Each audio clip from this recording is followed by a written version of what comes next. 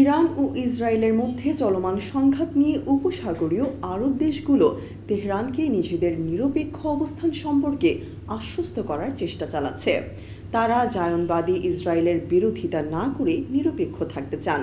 কাতারের রাজধানী দোহায় গত সপ্তাহে অনুষ্ঠিত একটি বৈঠকে এই বিষয়ে আলোচনা হয়। কেউ না বুঝলেও আমরা আপনার প্রয়োজন বুঝি, আর তাই তো অত্যাধুনিক ফিচার সম্বলিত বিভিন্ন সাইজ আর কালারের 250-টিরও বেশি ডিজাইন অপশন নিয়ে ওয়ালটন স্মার্ট ফ্রিজ বোঝে আপনার প্রয়োজন। মূলত সংঘাত আরও বিস্তৃত হওয়ার আশঙ্কায় নিজেদের তেল স্থাপনা ঝুঁকিতে পড়তে পারে, এমন উদ্বেগ থেকে তারা এই পদক্ষেপ নিচ্ছে বলে বার্তা সংস্থা রয়টার্সকে জানিয়েছে সূত্র দুটি। খবরে বলা হয়েছে, গালফ কোঅপারেশন কাউন্সিল তথা জিসিসির সদস্য রাষ্ট্রগুলোর মন্ত্রীরা ও ইরানের প্রতিনিধিরা একটি বৈঠকে অংশ নিয়েছিলেন, যেখানে আলোচনার মূল বিষয় ছিল উত্তেজনা কমানোর উপায়। ইরান ইসরায়েলের বিরুদ্ধে তাদের ইতিহাসের বৃহত্তম হামলা চালানোর পর এই আলোচনা আরও গুরুত্ব পেয়েছে।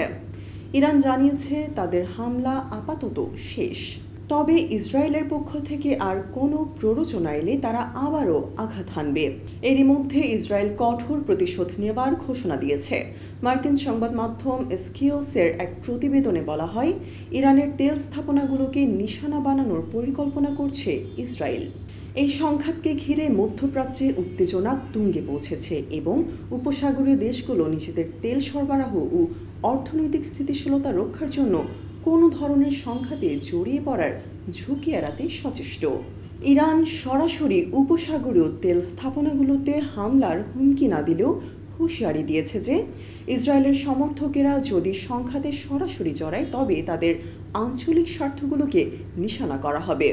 সৌদি রাজপরিবারের ঘনিষ্ঠ বিশ্লেষক আলী শিহাবি বলেন, উপসাগরীয় দেশগুলো মনে করছে ইরান তাদের তেল স্থাপনায় হামলা চালাবে না।